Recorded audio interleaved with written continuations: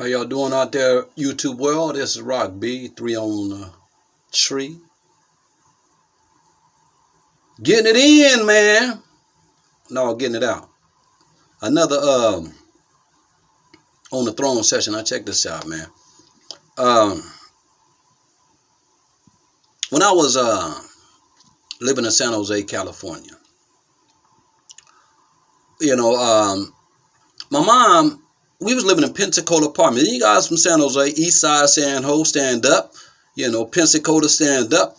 Anybody know Pensacola apartments? I think it was Pepsi Cola. I stay in Pepsi Cola. No, it's Pensacola, San Jose, California, East Side. We moved over there, man. It was drama. Not even 2 or 3 days after we were there, man. I remember looking out the window because we moved over there, moved to my mama's friend's house upstairs in Pensacola. Like, I really don't know what street that was to get to that little cul-de-sac area that got to the apartments. But we stayed right there in that cul-de-sac area in one of the apartments around that cul-de-sac area. But the apartment complex is huge as fuck. But this little part was a little cul-de-sac area to come into Pensacola. I think they blocked it off now because I went and visited over there and they kind of blocked that little part off. You can't even get over there no more. But anyway, the first motherfucking week I was there, it might not have been a whole night, a whole day, a whole week, or whatever the whatnot.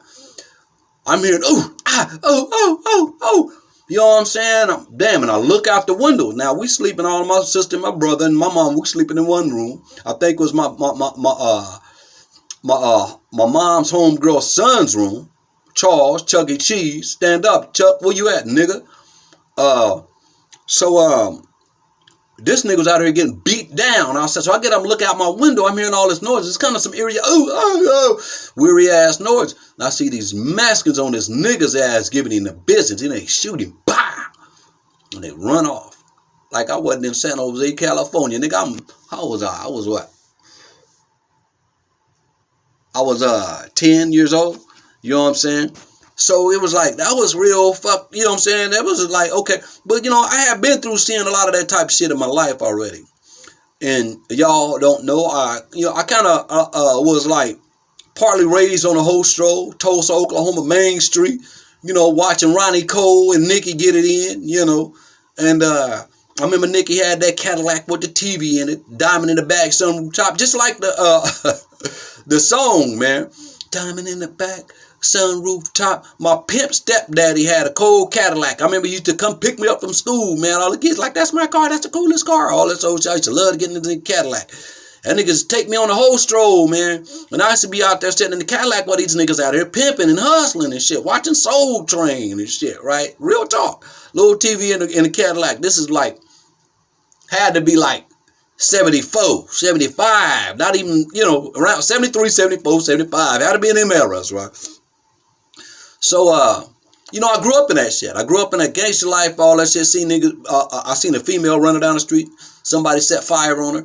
You know what I'm saying? I seen a motherfucker's head blown off. You know what I'm saying? This is real shit. You know what I'm saying? I was growing up with. So, this particular shit I was seeing out here in San Jose, it wasn't no different. You know what I'm saying? Well, it was weird because I'm in California. Everything looked kind of, in California, everything looked brand new and shit like that. I ain't in the country no more. Ain't no fucked up roads and shit. They got sidewalks and shit, right? It was a little different, right? So this nigga getting his ass whooping shot outside, it wasn't nothing totally different. It was like an eye open, like, oh shit, you're not in Kansas anymore. Okay, watch yourself. That's that. In my neighborhood, it was SOS Crips, Sons of Samoa. And they were Samoans, big ass Samoans. Y'all know about them Samoans, man. SOS Crips, Sons of Samoa. You know what I'm saying? My best friend was Julius Lama. He was a Samoan. And my brother's best friend was Alo Sila. He was a Samoan. I ended up naming my cousin after my girlfriend. She wasn't really my girlfriend, but we was something. Her name was Nai Sila. I ended up naming my cousin after her when she was born. I named her Naya. You know what I'm saying? But I got it after Nai. Her name is Nai. Nai Sila. Stand up, Nai. Where you at? I don't want to get you in trouble. But we was on in fourth, fifth grade. So, okay. My mama was dating this 19-year-old Crip, right? I don't know if he was the beginning of the 7 Trees or whatever the fuck, whatnot. I don't know. I forgot what their Crip set was called. It was something out there, but Seven Trees is a whole different area. If y'all know about Seven Trees, y'all know what the fuck I'm talking about. Seven Trees is a whole different other apartment complex. But we was on the east side, San Jose, Pensacola. My mama, she was what? I was 10 or 11, so she was 31. She's 20 years old, and she's 30, 31 at the time. She dating this 19-year-old kid dude, right? Really wasn't tripping at us. We were just young kids. We didn't know, but we knew this nigga was young. He was wild. He was beating on my mama. He was doing a lot of shit, man. Selling hella dope, hella drugs and shit. You know what I'm saying? This nigga was a real young hustler. And my mom had a whole bunch of other niggas that was like, to me, that was like cool motherfuckers that had jobs and shit like that. But she wanted this nigga. She wanted this gangsta ass young nigga, right? For whatever reason. But this nigga, he never really said nothing to us, never spoke to us. He's only 19. Now I'm thinking about this nigga was only 19, right? He didn't know how to deal with fucking her. He with my mama, she got 3 grown ass kids. He don't know how to deal with that. This nigga's a kid him damn self, right? So we never talked to the cat too much. He was like too mean for us or something. You know what I'm saying? We was young kids. And so one day, I remember he gave us $20, me and my brother $20, because we need $20 to sign up for football or something like that. EYAC, East Side Youth Athletic Club. You know what I'm saying? I played for PAL, Police Athletic League. I played for PAL, EYAC, Crusader, East Side Youth Athletic Club, Crusaders, man. And my brother played for the Pirates. You know what I'm saying? Then he played for the Barons and shit, but that's another story. You know what I'm saying? So we were both playing on EYAC. We was playing for PAL and shit. So, you know, we get our shit, you know what I'm saying, after practice, we walk home, you know what I'm saying? It wasn't, practice was at Overfelt. We used to practice at Overfelt High School, you know what I'm saying, which wasn't nothing too far from Pensacola, you know what I'm saying? I was going to Fisher, I was going to Salonica, and then I went to Fisher, you know what I'm saying? And so we was all in junior high school. Overfelt was a high school. When we practiced at the high school, you know what I'm saying? And so when we were done, you know what I'm saying, me and my brother, I know y'all, you know, done with practice, y'all put your helmets inside your pads and just walk with them, and you know what I'm saying? And so we get to the house, we walk, and it'll take about 30 minutes or whatever so to get to the house. We get to the house, hear all this commotion and shit. And so, you know what I'm saying, we rushed in, we hear my mama yelling, all right, this nigga whooping on my mama again, right? At this point, I'm like 10, 11 years old. Like, nigga, I can do something, right? Because I remember one time nigga was beating on my mom. She was all digging this weird-ass nigga. I tried to smash him with a bowling ball at 2 or 3 years old. I couldn't even pick up the bowling ball, but my mind was on some cartoon shit. Like, I could hit this nigga with the bowling ball, I put a hole in his body. I dropped it on a nigga's toe. He left my mama alone. Real true story, man. Nigga named Pug, nigga.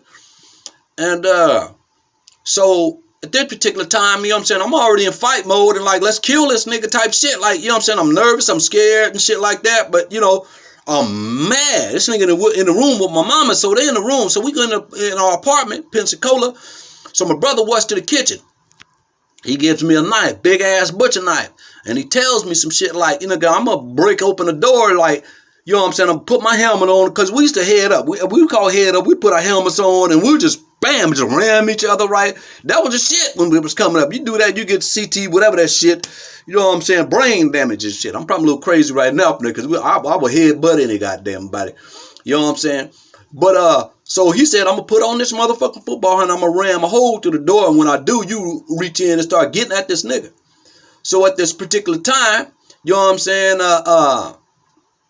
this nigga had it. My mama didn't have a lock on the door, but this nigga kept his foot on the motherfucking door where we couldn't get in while he beating on my mama, right? So this nigga, my brother went in the kitchen, grabbed a butcher knife, gave it to me, did what he said he was going to do, you know what I'm saying? And he rushed that, boom, boom, and put a hole in that motherfucking door. I'm like, oh shit, you know, just apply a little, little project doors, they ain't heavy, you know what I'm saying? He ran through that motherfucking door, right? So, all this guy's leg was exposed, his groin area and his leg was exposed. So I seen that. I just stuck that knife in there and started giving it to that nigga. I mean, thinking about right now, bringing chills up my spine because I was hitting the nigga and I could hear the shit going in and coming out of the nigga. It's got chills on my spine. I was hitting into the bush and he was yellow. He fell down and my mama came up out of that motherfucker. We left. I ended up back up in Oklahoma because we got a lot of threats from the Crips out there and that every day was going to kill us. You know what I'm saying? For knocking off their leader. We didn't knock him out, but I kind of like fucked him up. So Rocky, you know what I'm saying? Hey man, I'm not mad at you. You were young. All of those shit. I don't know if you're still living, if you got kids or anything. I remember you, nigga. And, I was young, you was young, and shit like that. I don't hold no grudges towards you if you're still living, brother. You know what I'm saying? I don't know the brother's last name. I don't even know the nigga real name, but he went by Rocky. You know what I'm saying? Pensacola Pop, y'all remember that nigga back in the 80s? Let me know, because he was one of the biggest dope dealers out in that motherfucker. You know what I'm saying? But I stabbed the nigga up, kind of like fucked off his walk. I heard about him in the penitentiary, because I was in the penitentiary one of the times when he was in the penitentiary. We was in a different prison, but I was hearing about him. That niggas walking with a limp. And that was me, did it at 10 years old. That's the day I stabbed my mama's boyfriend. Real talk. Rock B, 3 on a motherfucking tree. You wonder why I am, man. Like I said, man. Don't ever judge a book by its cover. Do a motherfucker's history. Then you might find out why a motherfucker like that. Rock B, holla at me.